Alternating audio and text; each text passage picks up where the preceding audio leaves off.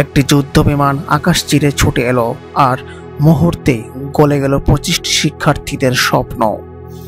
উত্তরার milestone college এখন শুধুই কান্নার ঠিকানা। কেন এমন হলো?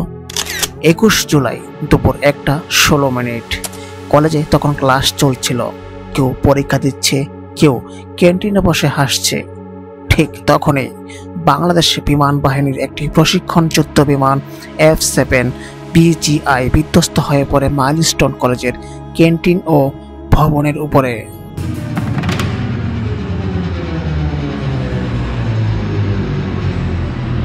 ভয়াবহ আগুন, বিকট বিস্ফোরণ, আর তারপরে ছিন্নভিন্ন শরীর, আর্তনাদ, অজ্ঞান বাবা মা। এই দুর্ঘটনায় এখন পর্যন্ত প্রায় 31 জন নিহত। তাদের মধ্যে অধিকাংশ শিক্ষার্থী, আরও 150 জনেরও বেশি আহত। বার্ন ইনস্টিটিউটে জীবন মৃত্যুর লড়াই চলছে।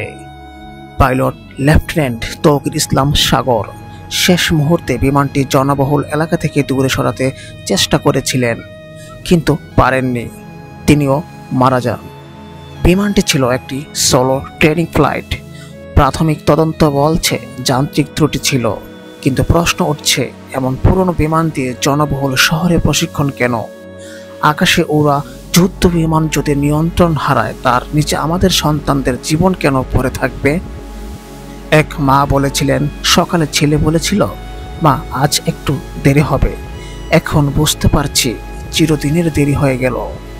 একজন শিক্ষক পড়ে গেছেন ছাত্রদের বাঁচাতে গিয়ে। এক বন্ধু দৌড়াচ্ছিল অন্য বন্ধুকে খুঁজতে, পেয়েছে শুধু পোড়া ব্যাগ। এটি কি দুর্ঘটনা, নাকি একটি অবহেলার নির্মম ফলাফল? এই ঘটনায় আমরা শুধু মৃত্যু দেখিনি, আমরা দেখেছি প্রশাসনের ব্যর্থতা, পুরনো যুদ্ধ বিমান নিয়ে অহেতুক ঝুঁকি, আর দেখেছি নিরাপত্তাহীন শিক্ষা প্রতিষ্ঠান। এবার জবাব চাই, কে দায় নেবে? শুধু ফুল দিয়ে শোক জানালে কি শেষ? একটি প্রশ্ন রেখে যান কমেন্টে, আমার সন্তান কি স্কুলে নিরাপদ? শেয়ার করুন এই ভিডিও, কারণ এটা শুধু মাইলস্টোন নয়, এটা আমাদের ভবিষ্যতের প্রশ্ন।